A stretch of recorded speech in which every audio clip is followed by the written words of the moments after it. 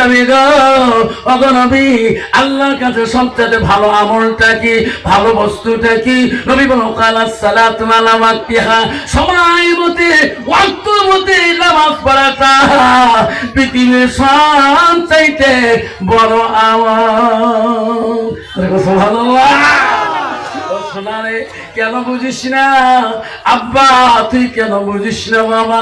তোর আব্বা 4 জনের ঘাড়ে চড়ি যেদিন কবরস্থানে গেছে, তোর মা কয়দিন আগে কবরস্থানে গেছে, কয়দিন পরে তোকে ওই 3 কাপড় সাজানো করিয়ে তোকে কবরস্থানে নিয়ে যাবে। এই সোনা তুই বুঝিস না কেন? মুসলমানের ঘরে জন্ম নিয়ে তুমি এখনো মুসলমানই তো রাখতে পারলা না। এমন জায়গায় যাইবি রে সোনা যে জায়গায় নেই বিছানা, এমন জায়গায় যাইবি রে সোনা যে জায়গায় নাই সাথী, এমন জায়গায় যাইবি রে সোনা যে জায়গায় নাই বাতি। ঠিক না বেঠিক? মুসলমান যদি মরণের চিন্তা করত, কবরের চিন্তা করত, মুসলমান কোনদিন মুসলমানিত্ব হারাইতো না। ধরে কোন ঠিক না বেঠিক? আব্বা জানা শোনা জানো না ও আব্বারা মনে রাখেন তো সিরে কত বিধিন না সারা আবু জাহেল বেঈমান ছিল গো, নবীর সাথে কত না চ্যালেঞ্জ করেছিলেন। তো সিরে আবু জাহেল নবীজিকে যত যন্ত্রণা কষ্ট দিয়েছিল, আল্লাহ নবীকে নামাজ পড়া পর্যন্ত আবু জাহেল উতবা সাহেবেরা কষ্ট দিয়েছিল। নবীজি মসজিদ গেলে ওই বেঈমান উতবা সাহেবেরা নবীজির পর নামাজের মধ্যে সিজদা করেছিল। আমার নবী সিজদায় পড়েছিল রে, উতবা সাহেবেরা এই বেঈমান দলেরা ওই উঠে নার বুড়িয়ালি আমার নবীর মাথার মধ্যে ফেলে দিয়েছিল। তবু আমার নবী কষ্ট কত সহ্য করেছিল রে। ও বেঈমান আবু জেহেল কত কষ্ট দিয়েছিল, তবু আমার নবী ইসলাম প্রচার করা বন্ধ করে নাই। যেরকম সুবহানাল্লাহ। গভীর রাতে আবু জেহেল ঘুম থেকে উঠিয়ে দেখে তফসিরে আছে রে, একদল মানুষ আবু জেহেলের বাড়ির সামনে দিয়ে যেতেছে। আবু জেহেল দৌড়ে দিয়া বলল, এ ভাই কোথায় যাও, এত রাইতে তোরা কোথায় যাও? ওই দল লোক বলল, আবু জেহেল রে তোরা জানো না আমরা আব্দুল্লাহর বেটা আমিনা কলিজা বলি মুহাম্মদ রাসূলুল্লাহর কাছে যাই, সত্য ধর্ম গ্রহণ করি, কলেমা পড়ি, মুসলমান হয়ে যাও। যেরকম সুবহানাল্লাহ। আবু জেহেল বলছে না না তাদের কাছে যাবেন না, তারা সত্য ধর্ম প্রচার করে না। ভাই তোরা ফিরে যাও। না না আবু জেহেল আমরা শুনছি মুহাম্মদ রাসূলুল্লাহ সত্য ধর্ম প্রচার করে। আবু জেহেল বলছে মুহাম্মদ একজন ইন্দ্র জাদুকর, তোমরা তোদের চোখের মধ্যে জাদু লাগিয়ে দিবে, তাদের কাছে যাইও না, তোমাকে জাদু লাগিয়ে দিবে, তোমাদেরকে চোখে ভেলকি লাগিয়ে দিবে। না না ও আবু জেহেল তুমি বাধা দিয়ে আমার কোনো পাত্তা পাবা না। আবু জেহেল বলছে, এ ভাই মুহাম্মাদের কাছে যদি সত্য ধর্ম গ্রহণ করতে চাও, এই মুহাম্মদ পৃথিবীর জমিনের নিচে সব জিনিসের জাদু ইন্দ্র করতে পারে, কিন্তু আকাশের উপরে জাদু লাগাইতে পারে না। এ ভাই তোরা যদি মুসলমান হইতে চাও মুহাম্মদকে যা বলবেন, এই যে আকাশের উপরে চন্দ্রটা দেখা যায়, তোদের নজরে যদি এই চন্দ্রটা দুখণ্ড করে দেখে দিতে পারে, তাহলে তোরা মুসলমান হইবেন, তার আগে তোরা হবেন না। তখন বলছে বিদিনা আবু জেহেল এই আবু জেহেল পৃথিবীতে এমন কোন নবী আসে নাই, আকাশের চন্দ্র কেউ দুখণ্ড করে দেখাইতে পারে নাই, আমরা মুহাম্মদকে এই প্রশ্নটা করে দেব না। যেরকম সুবহানাল্লাহ। আবু জেহেল বললেন, তোরা যদি না পারো আমি তোদের সঙ্গে যাই। তো সিরাসেরে ওই বেঈমান ওই দিন ওই দলের সাথী হয়ে আমার সোনার নবীর বাড়িতে রাত্রিকালে যায়। গভীর রাত্রে আবু জেহেল বেঈমান আমার নবীকে নাম ধরে ধরে ডাকে, এ মুহাম্মদ, এ মুহাম্মদ। আমার নবী দয়ালু গো, কে রে আমাকে এত রাতে নাম ধরে ডাকে? আমার নবী ঘুম থেকে উঠে দেখে আবু জেহেল তার বাড়ির সামনে ডাকতেছে, চাচা এত রাতে কেন ডাকাম? যে আবু জেহেল নবীজিকে ধনুর বাড়ি দিয়ে পর্যন্ত কোবাইছিল, তবু আমার নবীর মনে অন্তরে কিনে নাই, আমার নবীর মনে হিংসা নাই। চাচা গো কেন ডাকাম? ও চাচা তোরাইতে আমাকে কেন ডাকাম?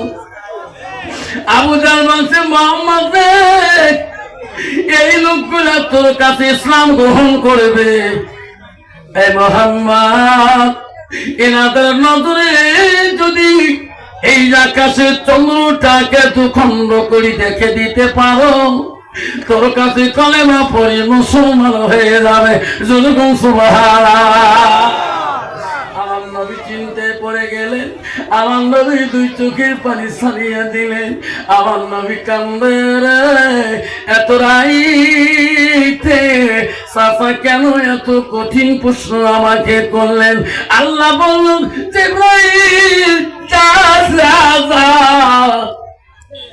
আমার হাবিব কান্দে কারে, আমার নবী কান্দে কারে। জিবরাইল আমি সহ্য করতে পারি না, আমার হাবিবকে বলি দে আবু জেহেল যে প্রশ্ন করেছে আমার নবী মুখ দিয়ে যা করবে রে জিবরাইল আমি আল্লাহ তাই করে দেব। যখন সুবহানাল্লাহ। আমার নবী কাছে জিবরাইল সালাম দিলেন, আসসালামু আলাইকুম ইয়া হাবিবুল্লাহ ইয়া রাসূলুল্লাহ। নবী গো, ও নবী কান্দেন কেন? তোমার কান্দনে মাবুদ মাওলা সহ্য করতে পারে না। ও নবী, আবু জেহেল প্রশ্ন করেছে গো নবী, তোমার মাবুদকে যা বলবেন তাই করে দেবে। আমার রাসূল বলল, চাচা গো, ও চাচা আকাশের চন্দ্র তো খণ্ড করা লাগে কারা? আমার সাথে আসো, গুহার দিকে চলে যায়। আমার নবী নিয়ে গেল গুহার দিকে গো। আমার সোনার নবী গো, ওই লোকগুলোর সামনে বেঈমান আবু জেহেলের কাছে আমার নবী নিজের ডান হাতটা শাহাদাত আঙ্গুলটা আসমানের দিকে যখন চন্দ্রের দিকে একবার যখন ঘুরাইলেন, আল্লাহর সঙ্গে সঙ্গে আকাশের চন্দ্রটা খণ্ড করে দিলে। সব বিদিনরা কান্দে, মুহাম্মদ জমিনে থাকতে পারি রে, কালেমা পড়ে মুসলমান বাড়াতে। আবু জেহেল কইছে, না না এখন কলেমা পড়বেন না, আকাশের চন্দ্র দুখণ্ড করে দিল, উনি আগের মতন করতে পারবে না। ইনি মুহাম্মদ যদি এই দুখণ্ড হওয়া চন্দ্রটাকে আবার আগের মতন যদি বানিয়ে দিতে পারে, তাহলে তোরা কলেমা পড়ে মুসলমান হন।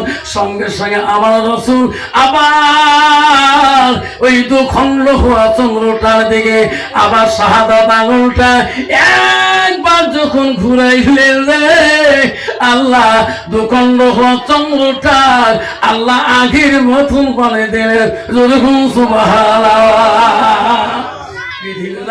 সবাই নবীর কাছে কলেমা পড়লো। আবু জেহেল বলল, তোরা পড়তে পারো, আমি জাদুর কাছে পড়তে পারি না। আবু জেহেল বেঈমান চলে যাও, বাকি বেদিনরা নবীর কাছে কলেমা পড়িলা, ইলাহা ইল্লাল্লাহু মুহাম্মাদুর রাসূলুল্লাহ। মুহাম্মদে সাল্লাল্লাহু আলাইহি ওয়াসাল্লাম। আমরা এই কলেমা মুসলমান তোর ঠিক না ঠিক? আজকে মুসলমান এই কলেমা অন্তরে রাখিয়ে, মুসলমান মুখে কলেমা রাখিয়ে এখন মুসলমান হালাল হারাম কিছুই বোঝে না। ঠিক না ঠিক? মুসলমান পাক না পাক বোঝে না, পাক বোঝে না, হালাল কোনটা দি হারাম কোনটা দি মুসলমান এখনো বোঝে নাই। এই যুবক, তোমার হাতের পায়ে ধরি বলি জানবা, কোনোদিন যদি মারা যান দোয়া করে এই 1 জানুয়ারি আব্বারে তোমার হাতে পায়ে ধরি বলি জানবা। এই দলটা কি ছিল? এটা আবু জেহেল সাথীরা এই আবিষ্কার করছে 1 জানুয়ারিকে পালন করার জন্য। খবরদার খবরদার তো পালন করবেন না, করা যাবে না, কাইকি করবো না, হাত তুলি দেখাই। পালন করবেন কোন দিন?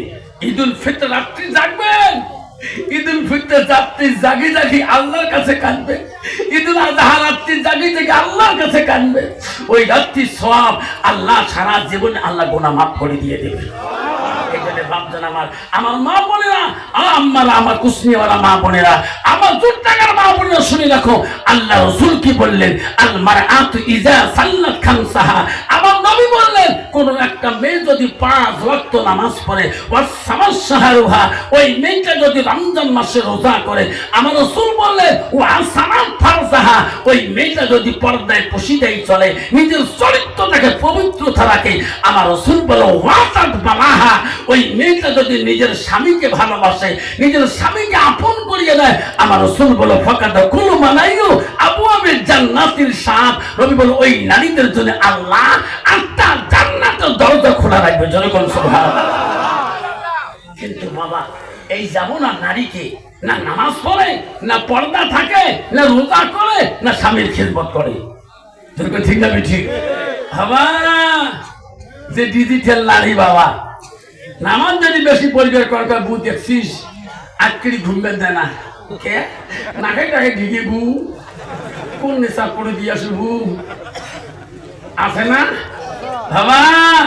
নারী হল 4 প্রকার, হস্তানি, কদমনি, সাংখিনী, লোহাজনী। নবী বলছে নারীকে বিয়ে করলে নারীর গুণ দেখে বিয়ে করো।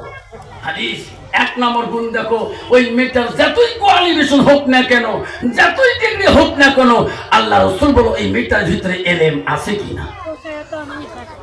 আর 2 নম্বর রাসূল বলে যদি মেয়েটাকে আনতে চাও তাহলে ওই মেয়েটার বংশের দিকে তাকান, আল্লাহ ওয়ালা মুত্তাকিন পরহেজগারী লোক আল্লাহ লোক আছে না নাই।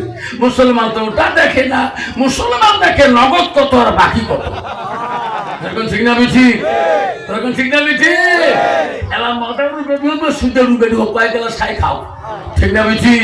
সেই জন্য বর্তমান যুগের নারীরা নিজের স্বামীকে মানে না, শ্বশুরকে মানে না, শাশুড়িকে মানে না, দেওরকে মানে না, ভাসুরকে মানে না। যখন ঠিক না বেশি। আমার আম্মারা ক্ষমা বলেরা শুনে রাখো মা, শুনে রাখো, নবীজির প্রথম স্ত্রী ছিল মা। আগে বলে দিলাম হযরতে খাদিজাতুল কুবরা, খাদিজা নামের বহুত মহিলা দোরডাঙ্গা কোসনি মারাতে আছে। মানে নবীজির দ্বিতীয় বিবি ছিল হযরতে সাউদা রাদিয়াল্লাহু তাআলা। নবীজির তৃতীয় স্ত্রী ছিল হযরতে মা আয়েশা সিদ্দিকা আম্মাজন। নবীজির চতুর্থ বিবি ছিল হযরতে জয়নব রাদিয়াল্লাহু তাআলা। নবীজির 5 নম্বর বিবি ছিল হযরতে হাফসা রাদিয়াল্লাহু তাআলা। নবীজির 6 নম্বর বিবি ছিল হযরতে উম্মা সালমা। নবীজির 7 নম্বর বিবি ছিল হযরতে উম্মা হাবিবা। নবীজির 8 নম্বর বিবি ছিল হযরতে মাইমুনা। নবীজির 9 নম্বর বিবি ছিল হযরতে সুফিয়া। নবীজির 10 নম্বর বিবি ছিল হযরতে রায়হানা। নবীজির 11 নম্বর বিবি ছিল হযরতে মারিয়া। নবীজির জীবনে 1 থেকে 11 জন স্ত্রী চলে যায়। কোন স্ত্রীর দ্বারায় আমার সোনার নবী কোনদিনও কষ্ট পায় নাই। সুবহানাল্লাহ। বাবা বর্তমান যুগের নারীর দ্বারায় একটা বিবির দ্বারা স্বামী কষ্ট পায় না, না পায়? পায় না। কত নারী আছে স্বামী নাকে নাকে ঢেকে ফেলায়,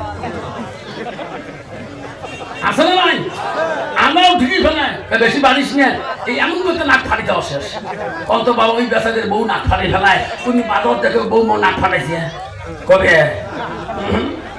ওই যে বই দেখতো দেখতো গামছা মলা আসিয়ে এলে কথা ফাঁস করে দিছে, ওই নাক ফাটা কথাটা কইছে, কয়দিন আগে উনিও নাক ফাটি ফেলাইছ, কানে ফালে ঢিকিছ, নাক দিয়ে বেচা গেল গেলে অত বলে বোকা হোক কয় নেই, মানুষের ধৈর্য বউ এলে ওয়াজ শুনিয়ে আসে বউ কই যে থরথরে কাঁপে। রাতের মধ্যে ওয়াজ শুনে গেছে, মুইও গেছ, ওরাও আসি থাকি, আমার আওয়া হইলে 3 মাস থাকি না, আমার মতো না চলে মোর মতো হই চলো, আছে না? যেই খালি বাড়ি আছে ওয়ার সঙ্গে আমিও পদা নামাজ পড়লো কোন নিয়ত করে বানান হুচি না পাও ওই যে দিকেছ ওটি বন যায় নামাজের নামাজ পড়ি জুমের থেকে আসে ভাস করে দুইটা হাত ধরে মাপ চাং দেয়া মাপ দেওয়া ঠিকই ঠিকই করছো সাদা মানুষ নগদ মাপ দিকে যা মাপ করে দিল আর ঠিকই সে মাপ করে দেওয়ার সাথে সাথে সকাল থেকে গাফার এমন পাতলা আছে সকাল থেকে 4 বেলা ভাতটা তবু পেট ভরে না